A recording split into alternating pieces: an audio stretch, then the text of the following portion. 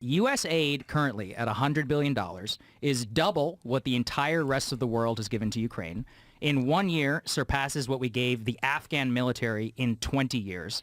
The total amount to Ukraine now exceeds all U.S. military aid to the country of South Vietnam between 1956 and 1975. Wow. $100 billion.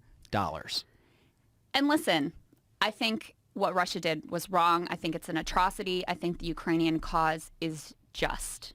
But the total lack of debate, the lack of willingness to say, like, hey, when we got into this, what you sold to the American people was you were going to provide defensive weapons only so Ukraine could defend itself. Now we're sending tanks. Now we're sending, it just came out, longer range missiles. These were things that were totally off the table.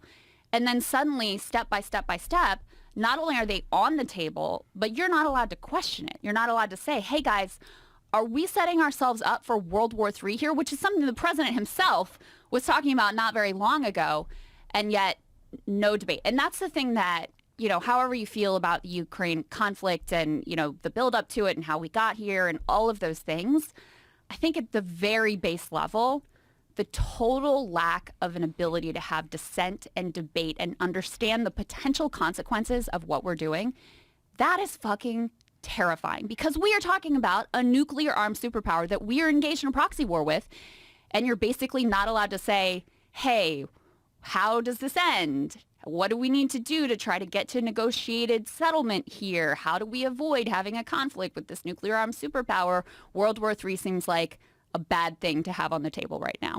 And you guys are one of the few voices of reason that will say that agree on both sides of the fence. Mm-hmm. And this is a thing that there's a lot of videos out now, and I don't know if these people get these videos, but I get them.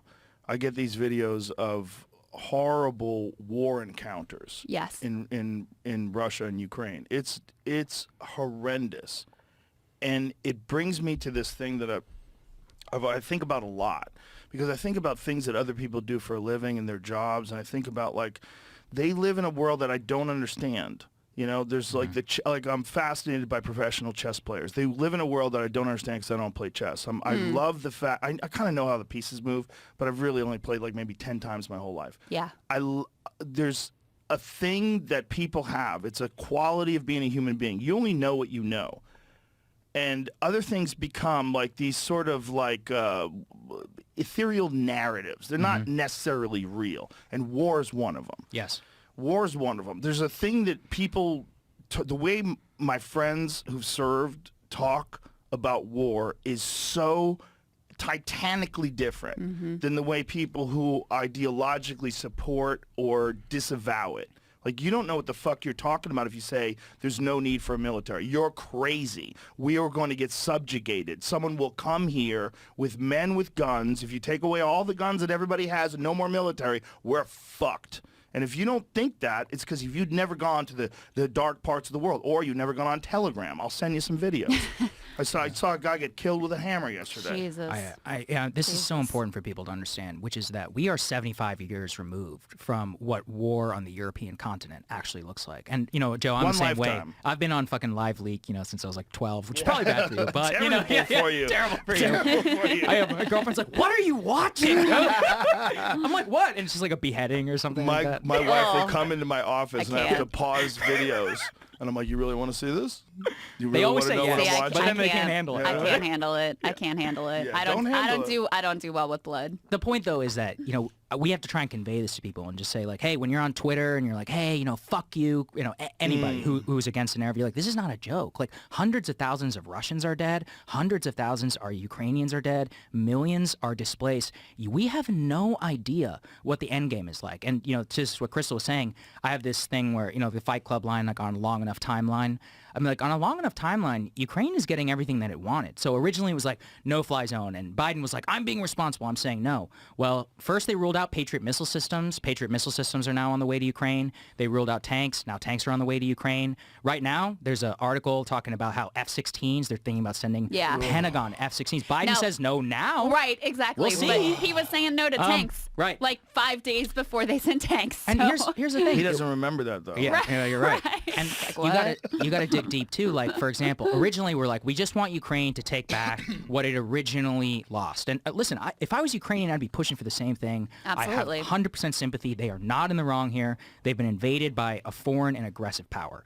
That said, like, we got to think about what's best for us. Right now, there's a New York Times article about U.S. warms to helping Ukraine take back Crimea. I'm like, well, hold on a fucking second. I'm not saying it's just that Russia took Crimea in 2013, but they formally annexed it. And if you ask people in Russia, Crimea is Russia. So if Ukraine uses a Pentagon-provided F-16 to bomb Crimea, now what?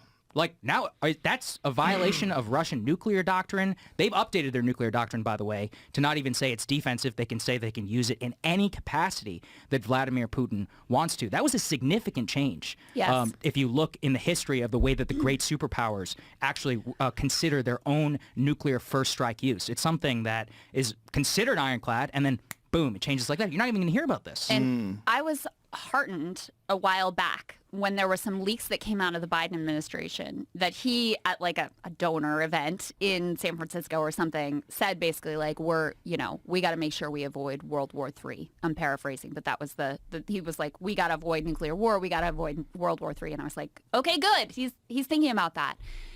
That caution that existed at that point seems to be totally out of the window. And if you read, the official sort of like state paper, the New York Times, about the administration's thinking, they're like, well, Russia said this nuclear stuff and it didn't happen, so they must just be bluffing. It must just not be real. Jesus. And it's like, okay, number one. Was there a timeline before they could press the button? Exactly. What are you They didn't talking blow about? up the whole world yet, so we should be fine. We're fine. I mean, that's insane, number one. And number two, the idea that Russia hasn't escalated in response to our actions is just not true. They've been striking critical energy infrastructure, including, in and around Kyiv, which was an escalation. They went through with conscription that was very politically dicey for Putin. There's rumors that they may go through with another draft. So the idea that they just took all of this lying down and didn't escalate is a fantasy to start with. But it's incredibly dangerous and foolish to think just because they didn't push the nuclear button yet that, it's all fine and he's just full of it.